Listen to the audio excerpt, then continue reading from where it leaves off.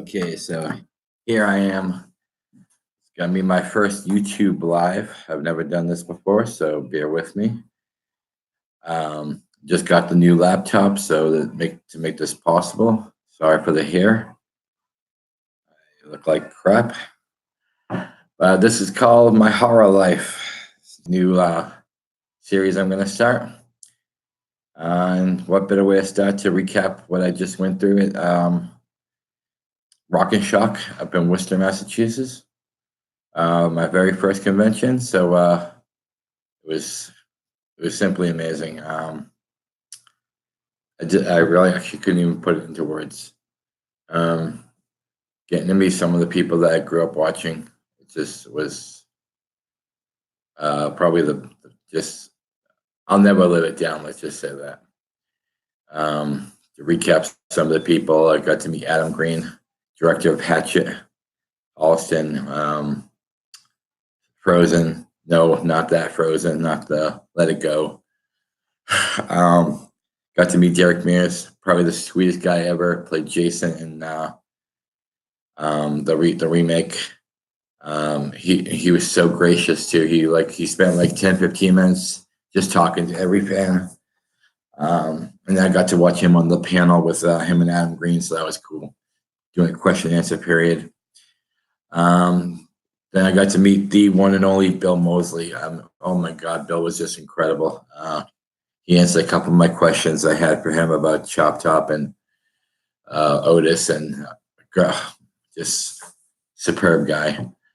Then I went to meet Dan Yeager, who played Leatherface in Texas Chainsaw Massacre 3D, and he was a great dude. And he actually remembered me from Facebook. Actually, a few of them remembered me from Facebook. But so he's talking about his experiences working with Gunnar Hansen and Marilyn Burns, and because Marilyn was my first crush as a kid. So it was good to hear some stories about her. Then I got to meet the other Leatherface in part 2, Bill Johnson. Great dude. Once again, another guy just spent time talking, and I got a picture of him and Caroline Williams. He gave me, so that was pretty much the icing on the cake because I love Caroline too. Then I got to meet John Dugan, Grandpa, from the first one, and me and John had talked on Facebook, so he was happy to finally meet me. I was happy to meet him. Great time.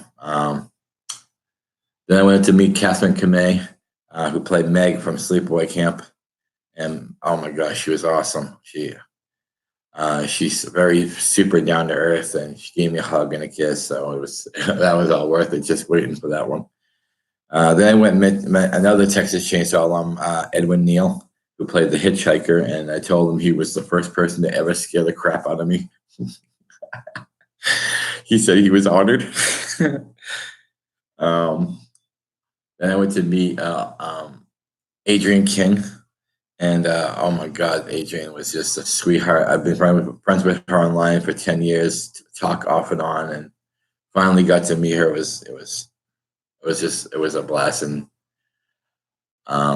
met Felicia Rose, and Felicia Rose, for those who don't know, she is probably the kindest woman ever.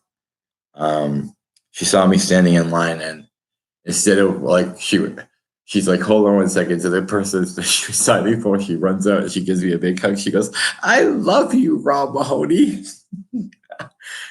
I was just honored that she knew my name still. Like, I mean, she talks to thousands of people online, and she just remembered me. So that was great. And then I got in line to do the Bruce Campbell photo op, and as brief as it was still epic because Bruce had to do photos for at least 1,000 people, and he had like 45 minutes to do it. So they're like, yeah, he'll tell you what to do when you get in the tent. So I come in the tent, and I'm like awestruck. Like I'm standing right next to fucking Bruce Campbell. And he looks at me, he goes, stand right here and look cool. So that was awesome.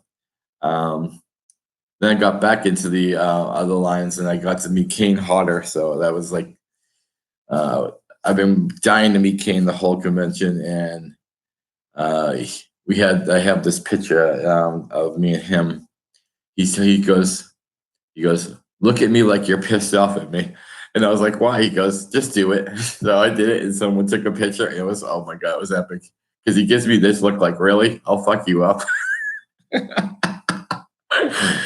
So that was great. And then I ended up going back in line and did the Sleepaway Camp photo op with both Catherine and Felicia, and they were in full outfit. So, that was like that.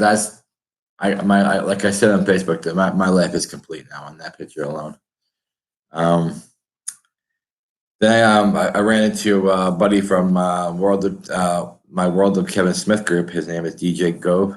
Super cool dude. I'm glad he came down. He had a tough time getting down there because he had things going on during the day, but he made it, and he got to meet Derek Mears also. And like I said, Derek Mears is probably the nicest guy I've ever met ever. So after the autographs, I went and looked around and got a couple T-shirts, got a couple of. I wish I had them with me right now. I actually have the T-shirt on right now, one of them. So my Hellraiser shirt, and then I have a Shining shirt also with Jack Nicholson with the famous line of him walking after his wife up the stairs, and I'm gonna bash your brains out. I'm gonna bash them right the fuck in. That one. I also got some hotel keys. One from the Bates Motel, it says room number 1, and I got a from the Overlook Hotel, room 237. I think, yeah, 237. Yeah, I think that's what it was. And and then I went. The last thing I had to do was go to the panels, and by that time my camera had already like almost died. I got a little bit of Adam Green and Derek Mears doing a panel question and answer period, and then I didn't have enough juice left, but I got to do the Texas Chainsaw panel with all 5 of the people, and once again I felt like a celebrity because John Dugan's like. I raised my hand for a question. John Dugan was like, "Hey everyone, it's Rob Mahoney from the Saw Family Group. Go join it now." So I got on the microphone. I was like, "Thanks, John." And then I felt bad because my question was actually for Bill Moseley. I asked Bill about taking over the role of Drayton Sawyer in Texas Chainsaw 3D, how much it meant for him to do that. And he gave me the best answer. He's just like, he didn't want anyone else doing it because he said he didn't want Jim's memory desecrated, basically, and how Jim was like a mentor to him. So he felt he was obligated to carry on the Drayton Sawyer name. So I was like that, thank you. He goes, thank you. That was a great question. And I said thank you. I said thank you so much, guys. You guys have meant the world to me, and long live the chainsaw. Long assault is family. So I'm sitting here at 6 minutes, I think it is. So I'm gonna keep just going for a little bit. So yeah, someone told me at the convention, I met a couple people there, made a couple new friends, and they said, "Welcome to your new addiction." And yeah, I'm pretty addicted already. Like I'm already looking online when the next closest convention is, which is actually Rhode Island Comic Con. And it's not really much of a horror convention, but there's a couple people there that have done horror. But I'm already looking to like 2020. Like everybody tells me, Monster Mania, Monsterpalooza, and Chiller, and so everybody's telling me all these cool conventions. And of course, my friend Richie Sutton always tells me about how great Texas Frightmare is. So I was trying to go to a Texas Frightmare maybe 6 years ago, and I got sick and just plans fell through. And So, and that was, I think that was a year that there was like a lot of Friday the 13th alumni there too. So I was pretty bummed out. But I will be definitely doing another convention at some time. Um, this is my livelihood. A lot of people, love their action movies, sci-fi movies, but there's no besides sci-fi. There's no other big fan base like horror is. Horror has a great fan base, and I saw that there. People were dressed up as killer clowns from outer space. There was a great Jason I have a picture of. There was a Michael Myers. There was a Leatherface. There was even a little kid running around dressed as Chucky. That's how great this is. It was like this kid was maybe like 10 years old and he was dressed up like Chucky. That's how great this horror convention is. That's how the horror world is. We're crazy. There was some people with the ball spikes from Phantasm in their eyes. I mean, everywhere you looked, there was a trick or treat people. There was a little boy holding a balloon, like in It. I mean, this was. I always knew that the horror convention was amazing, but wow, like this was just beyond what I even expected, and it was the best 9 hours of my life. Let's just say that I was a kid in the candy store. Um, I wish I almost had even more money because I would have just kept spending and spending. 'Cause, there was so many things that you could have done. There was like a virtual reality where you can put your face into like a scene of a horror movie. There was tattoo artists. There was more necklaces because I have the Friday the 13th Jason necklace, and he loved that one. Like when I was looking at the necklaces, there was chainsaw necklaces, and it was of course there was more. There was a place that was selling rare DVDs, like stuff that's out of print, stuff that you can't find just anywhere. I mean, you name it, they had it. I think they even had horror playing cards. So it was just. I wish I could have got the tattoo.